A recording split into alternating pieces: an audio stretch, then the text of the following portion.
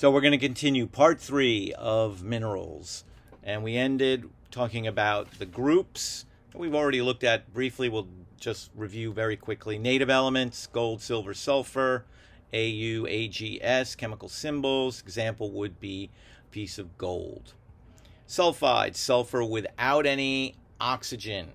Pyrite or galena. This is an iron sulfide.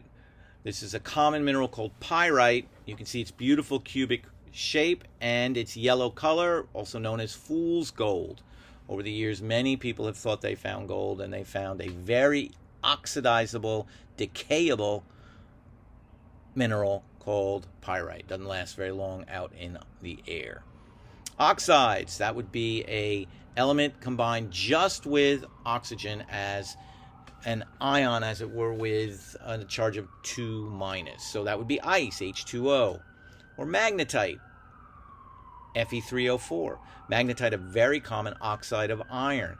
The picture I have is hematite, another common oxide of iron. We'll look at these two together and how their physical properties differ.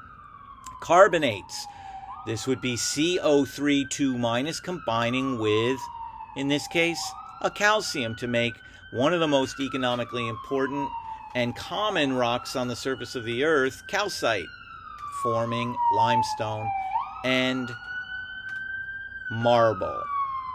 Then sulfates, which also have this same kind of structure as the carbonate in that it's an element, sulfur, combined with 4 oxygens with a net charge of 2-, which then bonds, in this case, with calcium to form gypsum. These are some important mineral groups. The last one that I don't have listed here that we already looked at would be the halides, the salts like sodium chloride. Minerals are grouped according to their chemical compositions, and the physical properties are a reflection of the internal arrangement of atoms. You should make sure you have this written down and you memorize it. Minerals are grouped according to chemical compositions, and physical properties are a reflection of the internal arrangement of atoms. Here are the crystal systems. All minerals are formed from the following 6 crystal shapes or unit cells. You have a cube, also known as isometric, where the 3 axes, X, Y, and Z, are all equal. You have tetragonal, where the 2 axes, X and Y, are equal, but the Z is longer, and so on going across. Orthorhombic, monoclinic, triclinic, hexagonal, and trigonal. And each one of these different systems is repeated in its geometric shape in a mineral, and that repetitious geometric shape contributes to the physical properties of the mineral. So in this case, the shape of each one of these and their color, amongst other physical properties. The unit cell, which we just mentioned, is the smallest repeating structure of atoms within a crystal, from which the structure of the complete crystal can be inferred. So what we mean by that is that you can take this many sodiums and chlorines, which isn't really very much because there are billions and billions and trillions making up salt that's in your salt shaker. But this would be the smallest combination of those elements that would allow us to say that, yes, this is salt. You need to have this many atoms combined in this way, making a cubic structure, and then you can say you have salt. And in this illustration, this model, we have sodiums as purple and chlorine as green. The internal arrangement of atoms is also reflected in their properties in a classic example of these two minerals, both made out of the same material. They're both made out of carbon. How can two minerals with the same composition but be so different, though? One, on the left, is graphite, which you know from this device, and is one of the softest minerals. And on the right is a diamond, one of the hardest.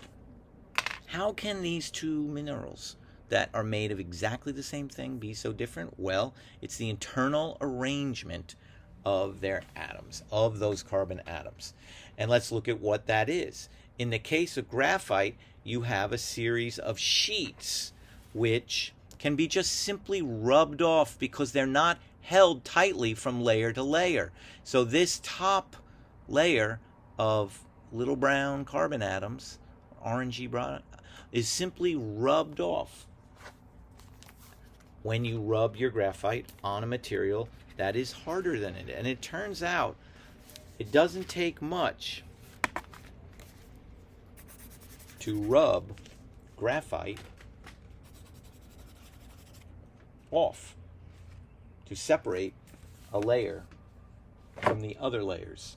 Whereas if I did the same thing with diamond, I would rip the paper to shreds and I would scratch any material on earth except for another diamond.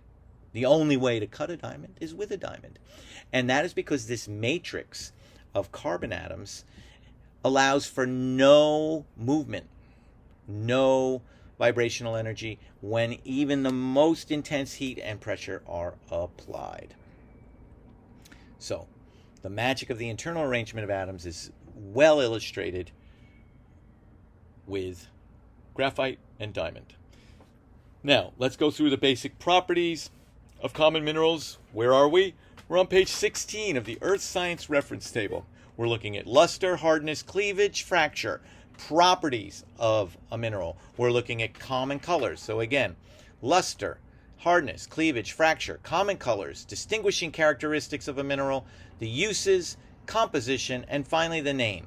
You'll note the composition is the chemical formula. And down below, you'll also note that the chemical symbols are defined for you. So you don't need to remember them.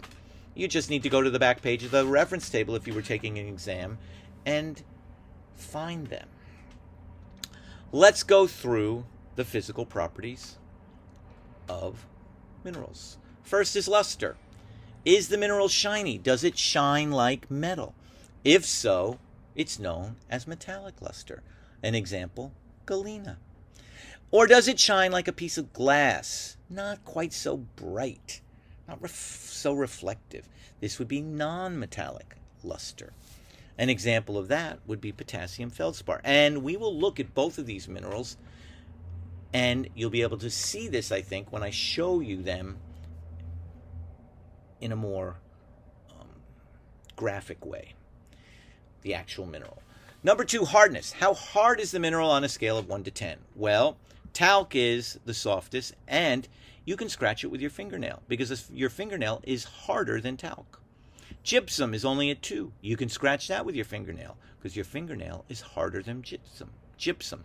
But if you had calcite, you wouldn't be able to scratch it. In fact, calcite could scratch your fingernail. Can you scratch calcite with copper, Penny? Yes, you can. Copper is harder than calcite. Do you need a knife to scratch apatite or fluorite or calcite or gypsum or talc? Yes, indeed. A steel nail if you want to add feldspar, that's what orthoclase, another name for it. Yes. And so on up the ladder. The diamond being the hardest, corundum being second hardest, and we've got garnet and quartz, which are quite hard as well. And we'll be able to look at garnet and quartz, and we'll see that they can scratch glass, whereas the other minerals that we will look at are not able to. So hardness. How hard is something on a scale from 1 to 10, Mohs hardness scale?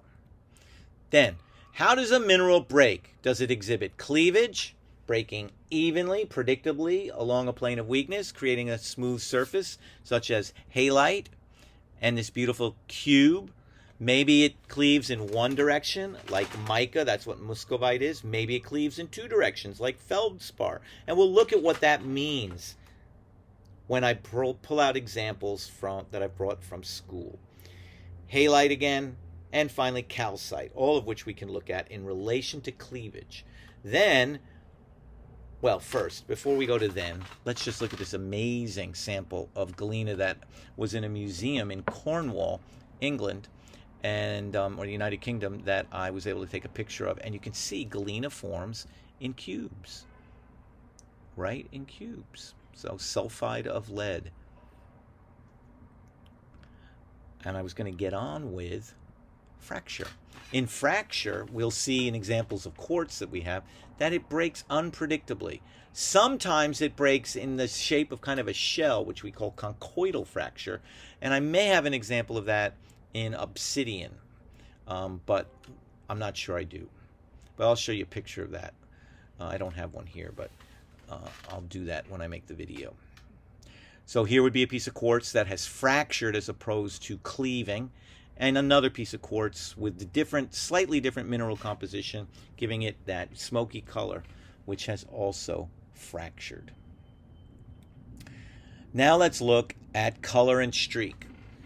Does the mineral leave a colored mark on a material harder than itself? That we call streak. And what is the color of the mineral to the eye? To do this, we simply get what's known as a porcelain plate, which I'll show you. This would be the porcelain plate. And when you rub magnetite on it, even though magnetite's kind of black, it leaves a slightly dark brown streak. So the streak and the mineral itself are slightly different. Fairly close, but slightly different. Hematite, on the other hand, is clearly a mineral that is reddish brown, and it leaves a reddish brown streak. So you can test minerals for streak on what's known as a streak plate, which is typically made out of porcelain, and see if it helps you identify that mineral. Now, you obviously wouldn't be able to do this with something that's harder than the streak plate, a diamond or a garnet or a quartz.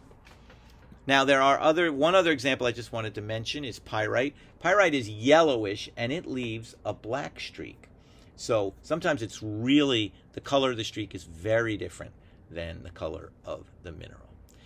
And I think we're pretty much done with what we need to do with minerals, going through these properties. I went through them quickly, but I'm going to go through this again with actual examples of minerals and give them and test them for you and show you how these different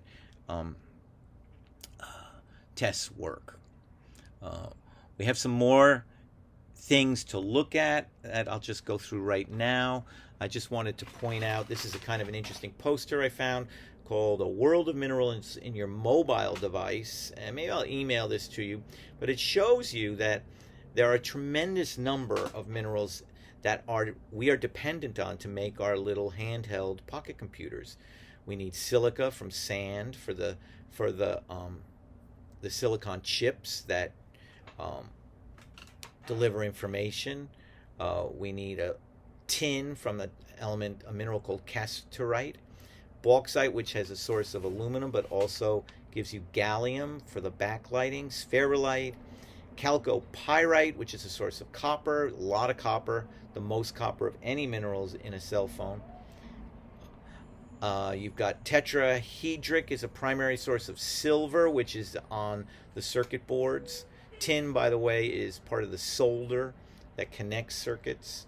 And down here you have very important rare earth elements, which are not that common worldwide, and we might want to look at that in one more video that we put together. So I think we'll visit this poster one more time in the next video, then part 4, and we'll finish now by saying once again, minerals, a tremendously important part of our world.